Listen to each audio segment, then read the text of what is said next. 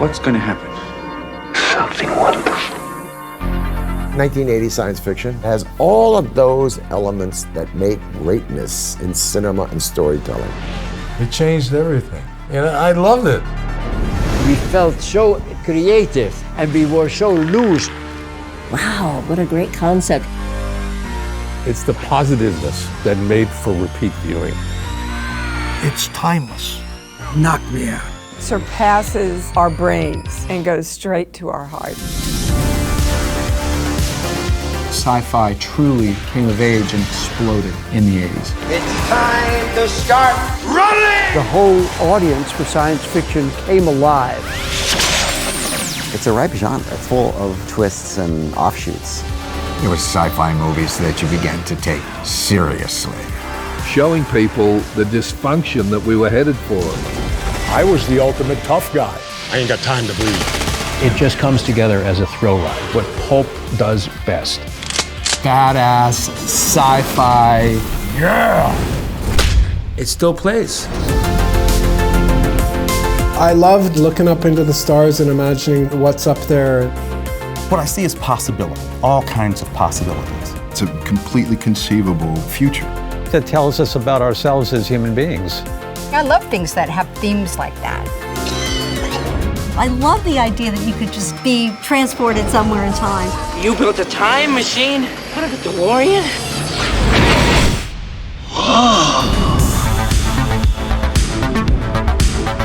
And it's all about the character. My character, Rachel, was the heart and soul of that picture. Alex is essentially a very reluctant hero. Tron was a warrior. He dominated the game grid. We started getting threats about if Spock dies, you die. We've really reached the end of traditional visual effects. That was extraordinary filmmaking, man. Technologies that end up becoming real. The science has caught up to the science fiction. Shall we play a game? It is everything we have warned you against. I'll be back.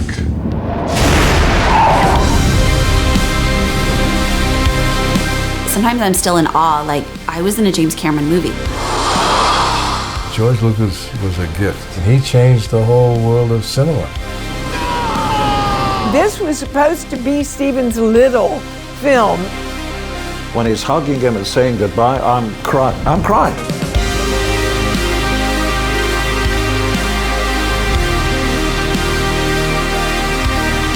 I felt a part of a pioneering effort. We could miserably fail, or we could wildly succeed. It really resonated to a lot of people. I like it if there's a bit of a human element. Those provocative stories are important for us. You thought we couldn't do it? Well, how do you like us now? These are times in your lives that you never forget. I want to hang on to those memories. Nostalgia connects us with our imagination. What might be, what could be. Can't we go back to what I grew up with, which is the beauty of sci-fi and imagination? The audience was ready for it, the world was ready for it. And we all wish we could be back there in some way, doing that with those people at that time. That's one of the joys of cinema.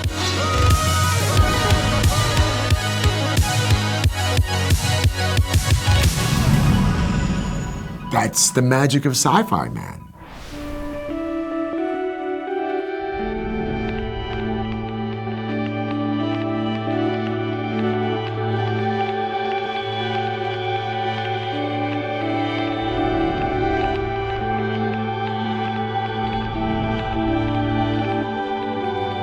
When this baby hits 88 miles per hour, you're gonna see some serious shit.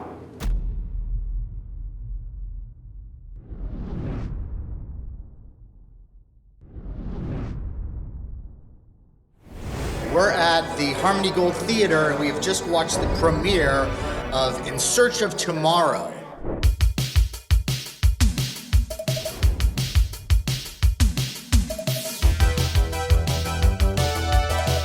I am really enriched by what we just watched. A profound and absolutely riveting tribute to into a wonderful art form. It's a time capsule of a very important and significant era of film. It's connecting what you feel and what you remember of all of these movies that you grew up loving, remembering where you were, who you were with when you saw it, the effect it had on you.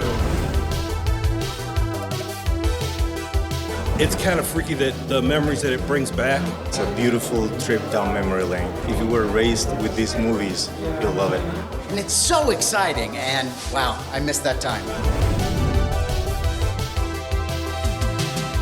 Riveted. You did not lose me for 1 second. It's just a wonderful experience. The nostalgia will just overwhelm you. So great to see all the love that this film clearly has for those movies. It's so much fun. I wanted more. That's the sign of a good documentary right there. I think it's a great primer. Like, if you've not seen sci-fi like a new generation, watch this. I thoroughly enjoyed it and I'd recommend it. It's a really fun time.